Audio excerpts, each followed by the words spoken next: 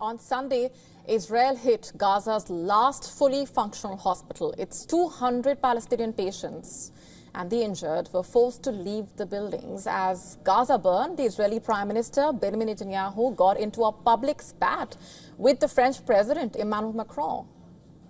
Palestinians, in a way, have nowhere to go. Israel has intensified its campaign as far as Gaza is concerned. Artillery and air raids have hit several areas of Khan Yunis in Gaza South. According to the World Health Organization, a Palestinian child died due to disruption of medical care when the Israeli forces bombed the hospital. The hospital in question is the Al Ahli Arab Baptist Hospital. It was the last fully functional hospital in Gaza City. The Palestinian Ministry of Health has criticized the failure of international law to protect medical facilities, describing the situation as a health disaster.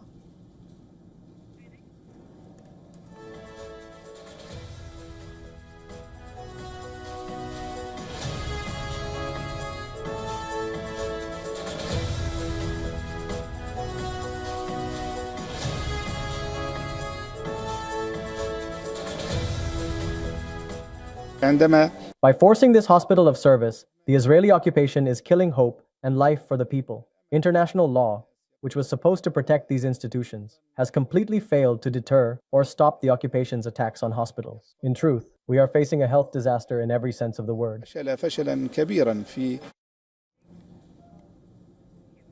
But this is not the first time that this hospital has been hit.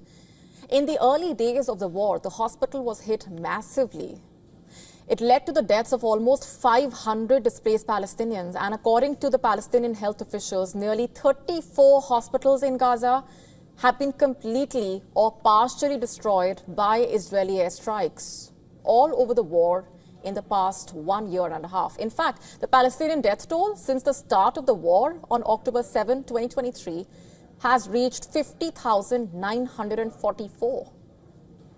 The Palestinian Foreign Ministry condemned Netanyahu's criticism of the French President Macron. Macron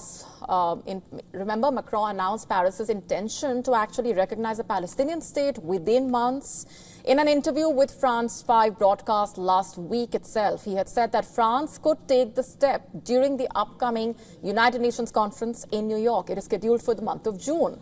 He said that he hopes that it would trigger a reciprocal recognition of Israel by Arab countries. He said, and I'm quoting here, "We must move towards recognition, and we will do so in the coming months. I will do it because I believe that at some point it will be right, and because I also want to participate in a collective dynamic, which must also allow all those who defend Palestine to recognize Israel in turn, which many of them do not do," quote unquote. And as expected, his remarks sparked a wave of criticism, both from within his country and from Netanyahu and his son. His post on X on Saturday were words I'm afraid I can't say on air. Netanyahu himself dismissed Macron's remarks.